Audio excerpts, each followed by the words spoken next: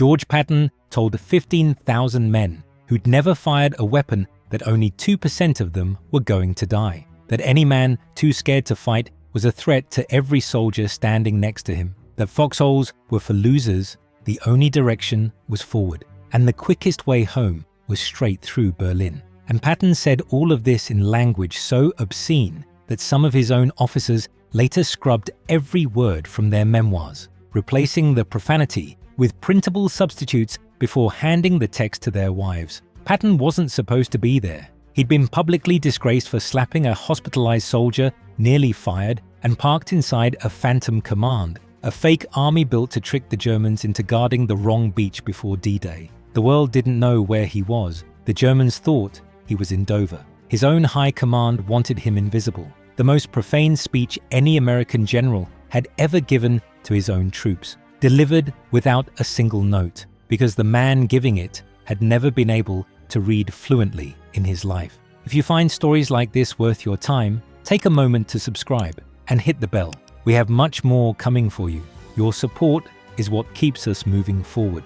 George Patton entered the Classical School for Boys in Pasadena, California in 1897. He was 11 years old. He couldn't read or write. The condition had no name during Patton's lifetime. It wouldn't be widely recognized in the United States until the 1920s, decades after Patton had already muscled his way through the Virginia Military Institute and West Point on sheer force of will. What Patton had was dyslexia, a neurological disorder that scrambled letters on the page, made spelling a daily humiliation, and turned every written exam into a test of endurance rather than knowledge. At West Point, Patton failed his first year and had to repeat it, not because he lacked intelligence. Classmates and instructors consistently noted his sharp, analytical mind, but because the printed word fought him on every page. "I am either very lazy or very stupid, or both," Patton wrote as a young man, "for it is beastly hard for me to learn."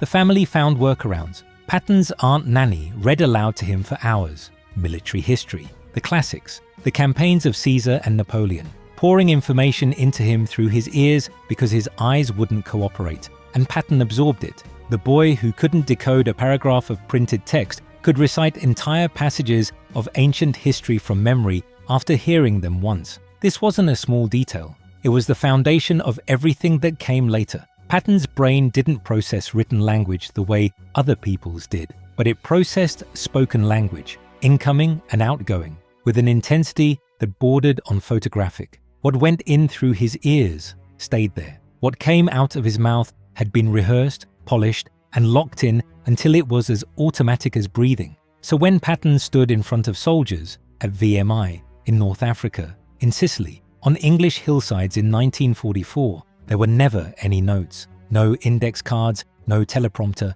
Every pause, every shift in tone, every sentence was running off an internal script Patton had built and rebuilt through repetition until the words were part of his body. This wasn't a stylistic choice. This was the only way Patton could function as a public speaker, and it gave his delivery something no prepared speech could match: the unbroken eye contact, the locked gaze, the absolute impression that every word was being spoken directly to you, personally, at that exact moment. Soldiers who served under Patton consistently described his speaking voice as high-pitched, not the deep, gravel-throated growl that George C. Scott would make famous in the 1970 film. The real Patton sounded closer to a teenager than to a battlefield commander. Surviving recordings confirm it: thin, almost reedy, with an energy that came from speed and sharpness rather than depth. Nothing about the voice matched the polished boots, the helmet, or the ivory-handled revolver. When 15,000 men heard Patton speak for the first time, the voice was the last thing they expected. Patton knew the voice was a liability, and Patton addressed it the way Patton addressed everything, by attacking. If the voice couldn't command a room through bass, Patton would command it through shock, profanity. Not the accidental cursing of a man who'd lost his temper, which is what most people assumed when they heard about Patton's language, but a deliberate, rehearsed deployment of the most offensive vocabulary in the American English arsenal, calculated to detonate inside the heads of men who'd spent months being addressed in careful, professional tones by officers who'd never fired a shot. Patton explained the strategy without apology. In a remark to a family member that Charles M. Province later recorded, Patton laid it out. "When I want my men to remember something important, to really make it stick, I give it to them double dirty. It may not sound nice to a bunch of little old ladies at an afternoon tea party, but it helps my soldiers to remember. You can't run an army without profanity, and it has to be eloquent profanity. An army without profanity couldn't fight its way out of a piss-soaked paper bag. Eloquent profanity, two words that unlock the entire performance. We tend to think of a man's limitations and his strengths as separate categories. With Patton, they collapsed into each other. The dyslexia forced total memorization. The thin voice demanded verbal shock. The public disgrace gave him a room with no reporters in it. Remove any one of those deficits, and the speech either never happens in this form or doesn't land the way it did. Now, the staging. What Patton did before he opened his mouth was as calculated as the words themselves. Patton arrived in a black Mercedes, not a standard issue Jeep. Patton wore a tailored battle jacket with brass buttons, pressed whipcord riding breeches, and cavalry boots polished until they reflected light. The ivory-handled Smith & Wesson Model 27 sat on Patton's hip. On Patton's head, a helmet Patton had shined by hand. In Patton's right hand, a leather riding crop snapped at intervals Patton had practiced. Before stepping out of the car, Patton set his face into what Patton called his war face, a rigid, jaw-clenched scowl held from the moment the car door opened until the last man left the field. The audiences were enormous. Each speech was delivered to a full division, 15,000 or more, seated on the ground and arrayed up surrounding hillsides, arranged so every soldier had a sightline to the platform.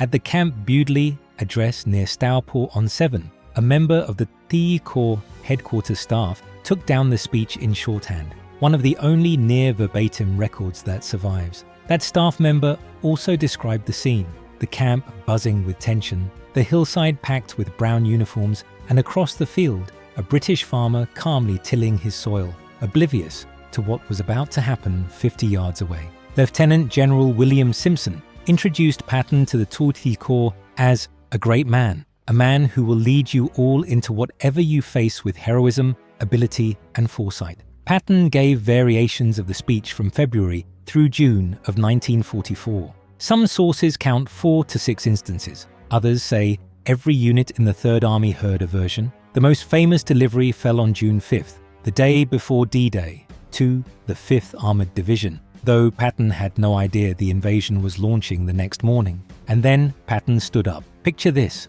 You're 20 years old. You've been in England for 6 weeks. You've never been within 1,000 miles of a German position. And the most famous general in the American Army is standing on a wooden platform 10 feet above you, wearing a scowl that looks like it was chiseled into his skull.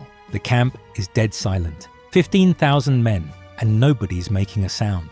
Patton's first word, in that thin, reedy voice that doesn't match a single thing about the figure standing above you, "Be seated." And then Patton starts talking, and nothing Patton says sounds like anything any officer has ever said to you before. Martin Blumenson, editor of the 2-volume Patton papers, wrote that since he spoke extemporaneously, there were several versions. But if the words were always somewhat different, the message was always the same. The necessity to fight, the necessity for everyone, no matter what his job, to do his duty. Blumenson noted that the officers were usually uncomfortable with Patton's language. The enlisted men loved it. Patton left almost no record of what he said. His diary entry for May 17, 1944, covers the entire event in 9 words. Made a talk. As in all my talks, I stressed fighting and killing, the most famous speech in American military history, and the man who gave it reduced it to a single line in a leather-bound diary that nobody was supposed to read. The first thing Patton did after ordering 15,000 men to sit down was insult them. Not personally, not by name. Patton attacked the idea they'd been carrying around in their heads for weeks. The idea that Americans didn't want to fight, that the country was war-weary, that the men sitting on that hillside secretly wished they were somewhere else. In the words soldiers later recalled, Patton dismissed that notion flat. Americans, Patton told them, love to fight. Americans love to win. When they were kids, they all admired the champion marble shooter, the fastest runner, the toughest boxer. Americans have never lost a war, and they never will. because the very thought of losing is hateful to every real American alive. Now think about what that does to a field full of 20-year-old draftees who've been telling themselves for weeks that it's normal to be scared. Patton didn't tell them it was normal.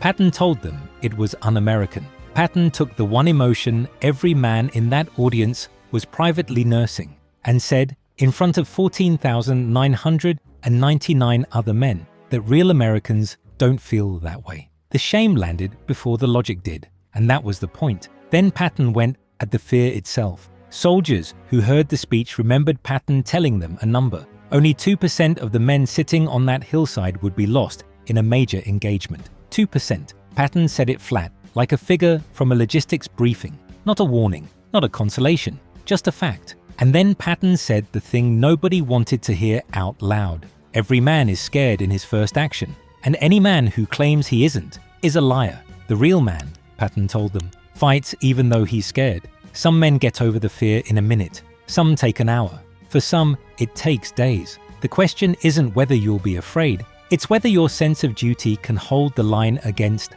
that fear long enough for you to do your job.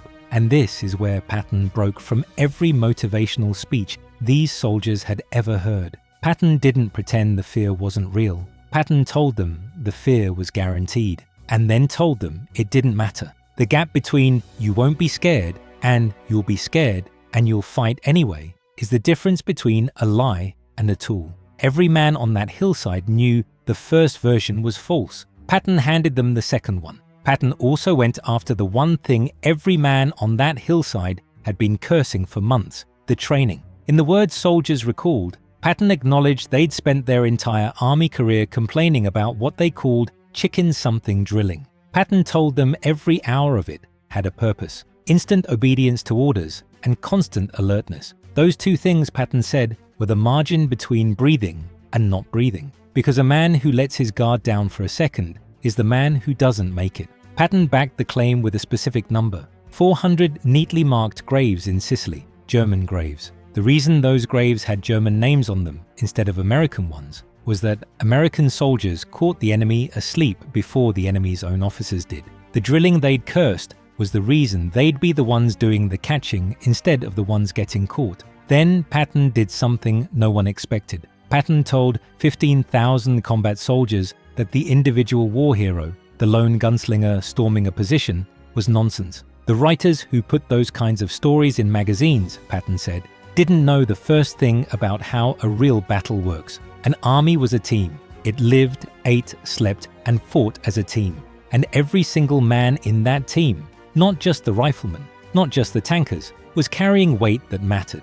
Patton named them one by one: the ordnance men who kept the weapons supplied, the quartermasters who hauled the food and the uniforms to wherever the front happened to be. Because where the Third Army was going, Patton said, there wasn't a whole lot to steal: the mechanics, the medics, and then, this was the line enlisted men remembered for decades, even the man in the mess hall who boiled the water to keep the entire army from getting dysentery. That man, Patton told them, had a job to do, and his job mattered just as much as anyone else's. And if you think that sounds like soft leadership, consider the logic Patton stacked right behind it. What if every truck driver decided the shelling was too much and dove into a ditch? What if every one of them told himself they won't miss just one man in thousands? What then? The fuel doesn't arrive, the ammunition doesn't arrive, the front collapses, nobody fights, everybody loses. No, Patton said, every man does his job.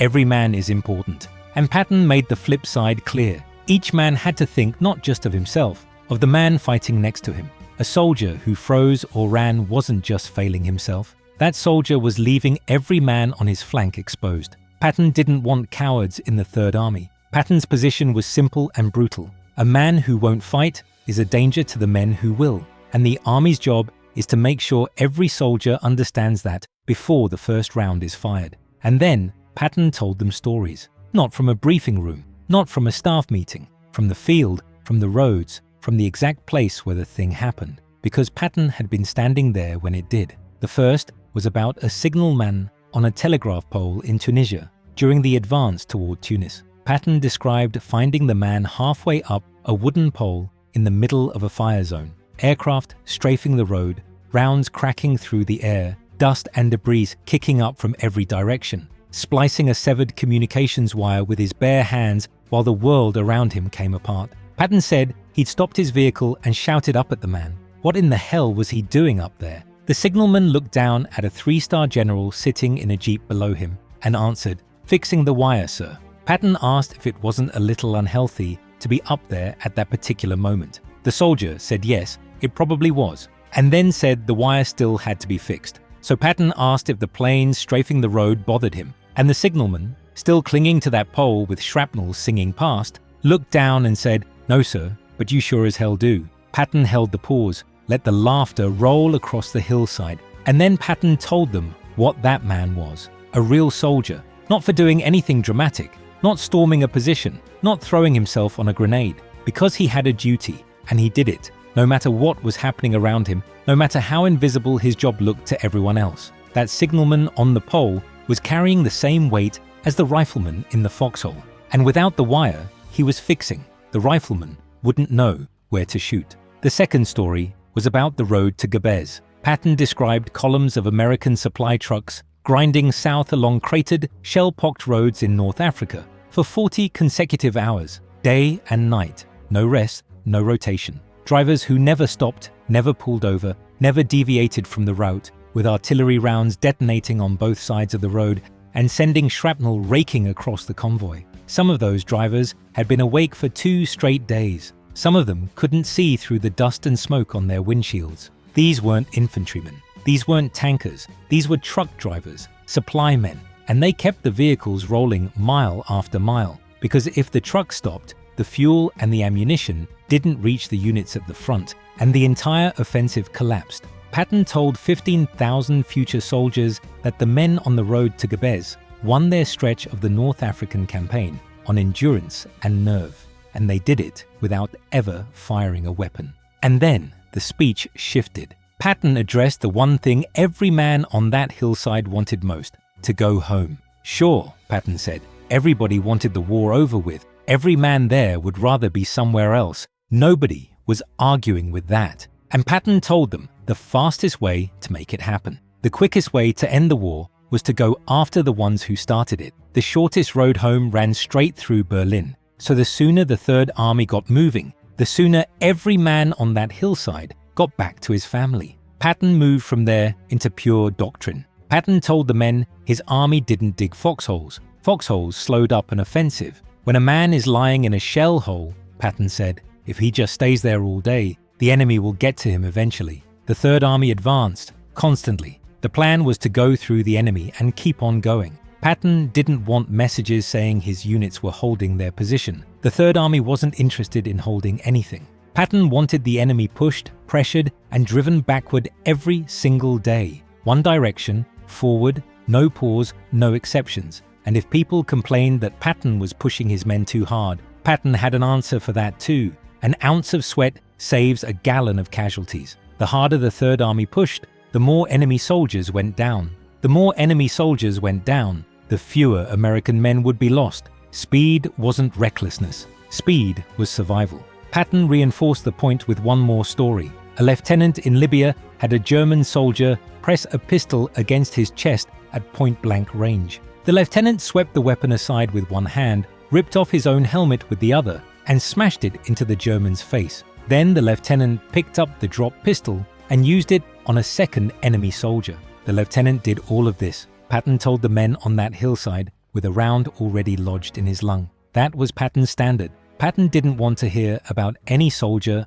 under his command being captured unless that soldier had been physically unable to fight back. Even wounded, a man could still swing. Even hit, a man could still move. Every section of the speech had been fitting a component into place. The shame knocked out the reluctance. The 2% number shrunk the fear to a manageable size. The team logic made every job feel necessary. The North Africa stories proved that ordinary men, signalmen, truck drivers, could do extraordinary work under fire. And now the tactical doctrine locked all of it together into a single instruction: move forward and don't stop. And then came the moment that hit hardest. Patton told 15,000 men a secret. In the words soldiers carried with them for the rest of their lives, Patton said something close to this: "You men don't know that I'm here. No mention of that fact is to go in any letters home. The world isn't supposed to know what happened to me. I'm not supposed to be commanding this army. I'm not even supposed to be in England." And Patton said he wanted the first ones to find out to be the Germans. And he wanted the Germans to rise up and howl that it's the Third Army and Patton again. Stop and consider what just happened on that hillside. A general who'd been publicly humiliated, stripped of his previous command, wiped from the newspapers, and stuffed inside a phantom army, just told 15,000 strangers the unvarnished truth about his situation. And Patton didn't hide the disgrace. Patton weaponized it. The men on that hillside weren't just listening to a speech anymore. They were holding a classified fact. They knew something the newspapers didn't print, something the War Department didn't want public, something the enemy would find out only when it was too late. Patton had handed each of them a secret and asked them to keep it. And a shared secret, a real one with real stakes, is one of the oldest and most unbreakable forms of human solidarity. 15,000 strangers sitting on English grass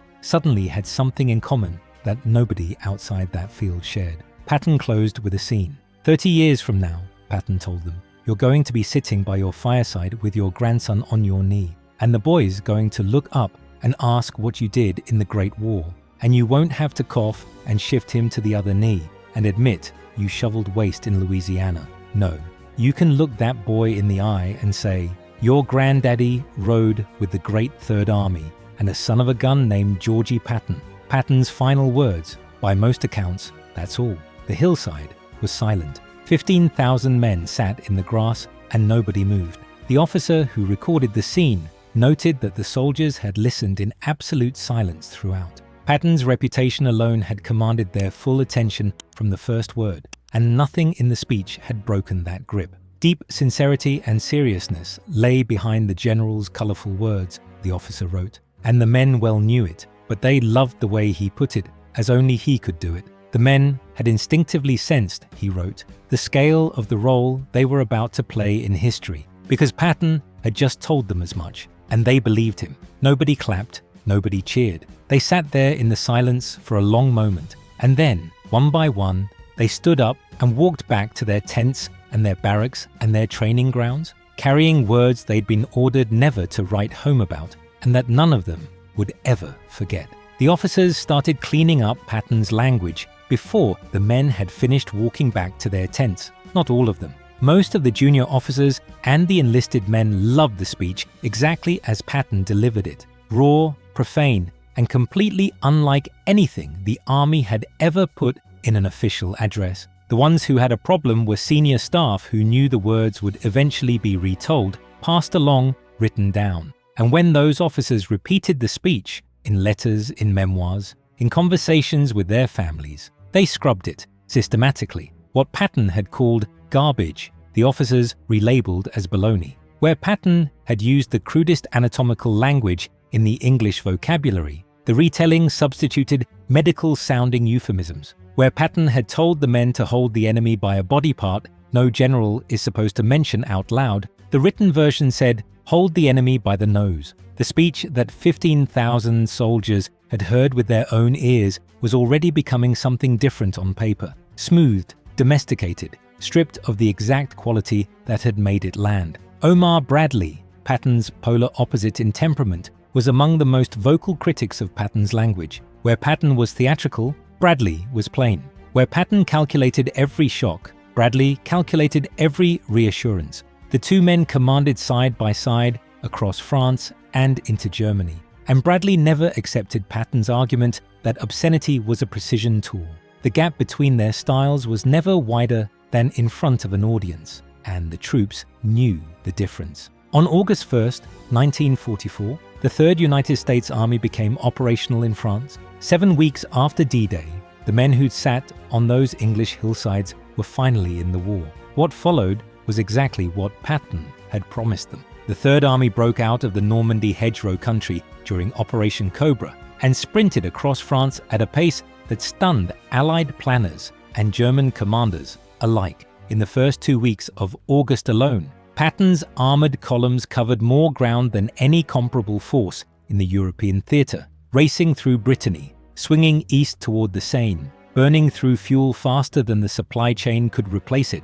The tanks ran out of gas before they ran out of targets. In the Falaise pocket, the Third Army helped seal the trap that wrecked 2 German field armies in a single encirclement. When the German Ardennes offensive threatened to split the Allied line in December 1944, Patton executed one of the most remarkable maneuvers in modern military history, rotating the Third Army 90 degrees in the middle of winter, driving north through ice and frozen roads, and smashing through to the surrounded garrison at Bastogne in a matter of days, a feat that required moving over 100,000 men and their equipment across icy terrain in under 72 hours. And in March 1945, Third Army units crossed the Rhine ahead of Montgomery, a fact Patton made sure the entire world heard about. The advance and keep on advancing that Patton had driven into 15,000 men on an English hillside wasn't a phrase. It was the Third Army's operational identity from the first day to the last. You want to know why most speeches vanish? Because the speaker's actions don't match the promise. This one survived because the Third Army did exactly what Patton said they would. And when those soldiers looked back at the campaign decades later, the words Patton spoke in that field matched what they'd lived through mile by mile, from Normandy to the Elbe. The speech didn't outlast the war because it was beautiful. It outlasted the war because it was true. And the speech itself, the actual words Patton used, remained a ghost. Patton never wrote it down. The variations delivered over 5 months in England were extemporaneous, rebuilt from memory each time, never identical. No army stenographer recorded it officially. No newsreel crew filmed it. The FUSAG cover story meant the event was classified, and the soldiers who'd heard it had been ordered not to mention Patton's presence in their letters home. What survived were fragments, individual soldiers who remembered specific passages and put them on paper years or decades later, officers who recorded their sanitized versions in private memoirs. At Camp Bewdley near Stourport-on-Severn, a Tourdancourt staff member had taken down one delivery in shorthand, one of the only near verbatim records from any of the speeches, and even that captured a single instance from a single day of a speech that changed every time Patton gave it. Charles M. Province spent years tracking down these scattered accounts and assembled what became the most widely circulated version. Not a transcript, Province acknowledged, and not a verbatim record because no such record existed. Province called his sources innumerable. Terry Brighton, working from the memoirs of Generals Gilbert R. Cook and Hobart R. Gay, and from accounts by junior officers and enlisted men, built a separate reconstruction that differed from Province's in structure, emphasis, and wording. Martin Blumenson, the foremost editor of the Patton Papers and the closest thing to a definitive authority on Patton's own words, confirmed to a publishing editor as late as 2003 that no definitive text of the speech exists. No two reconstructions agree completely. The speech that made the Third Army lives in a dozen overlapping, contradictory, incomplete versions, and not one of them is the real thing. In 1970, the speech entered American popular culture through the biggest door available. The opening scene of the film Patton showed George C. Scott standing alone in front of a massive American flag, delivering a version of the address to an unseen audience. Scott's performance was a landmark, controlled, magnetic, ferocious, and it earned Scott the Academy Award for Best Actor, which Scott refused to accept. The scene permanently installed Patton in American memory as a cultural icon, and it got nearly everything about the real speech wrong. Scott played the voice low, gruff, and solemn. The real voice was high-pitched and quick. Scott delivered the speech as a grim, unbroken oration. The real Patton was funny, cracking jokes, timing his pauses for laughs, working the crowd the way a stand-up performer works a room. The film cut the North Africa anecdotes entirely. The signalman on the telegraph pole, the truck drivers to Gabès, the sections that turned abstract motivation into real human stories with real faces. What Hollywood preserved was the fury. What Hollywood erased was the humor that made the fury bearable. And then there's a detail no screenwriter could have invented. In 2001, FBI counterintelligence agents identified Robert Hansen, a senior FBI official who'd been spying for Soviet and Russian intelligence for over 20 years, partly through a linguistic fingerprint. In his clandestine messages, Hansen repeatedly used an extremely obscure phrase from Patton's speech, a modifier so unusual that it appeared in almost no mainstream published source. The phrase existed only in the oral tradition of veterans who'd heard the speech, and in Province's self-published compilation. Hansen had absorbed the words so deeply from a speech that never officially existed on paper that the phrase had embedded itself in his unconscious vocabulary. And that buried echo helped FBI analysts match Hansen's anonymous communications to his real identity, a speech with no official text caught a spy because it was never supposed to be traceable. If the words had been polished, published, and widely reprinted, the phrase would have been common, untraceable, useless to investigators. The speech trapped Hansen precisely because it lived outside the printed record, in a space where only someone who'd absorbed it deeply enough to make it part of his own language could be identified by it. The most famous speech in American military history was never written down by the man who gave it. George Patton couldn't read a prepared text, couldn't use notes. Every word came out of a mind that built language through sound, rehearsed, rebuilt, polished, and delivered from memory over and over to division after division across the English countryside in the spring and summer of 1944. Province compiled fragments, Brighton reconstructed outlines, Hollywood reimagined the surface. None of them captured exactly what those men heard on those hillsides. None of them needed to. Some things hold their shape better when they aren't pinned to a page. A printed speech can be edited, corrected, censored. The officers proved that within hours. Memory doesn't clean up the same way. What went into those soldiers' ears that day went in raw, unfiltered, and profane, and it stayed that way, locked into the version each man heard, carried across the channel and through the war and into the rest of their lives. In the summer of 1944, the Third Army crossed the English Channel and went to France. The man who'd sent them didn't cross with them. Patton remained in England, still officially invisible, until the FUSAG deception was no longer needed. When Patton finally arrived on the continent, the Third Army was already fighting, already advancing, already doing everything Patton had told them to do on those hillsides. Not one of those soldiers needed a document to remember what their general had told them. They remembered every word, every pause, every laugh, and every curse, exactly as Patton said it, in a voice that sounded nothing like the movies.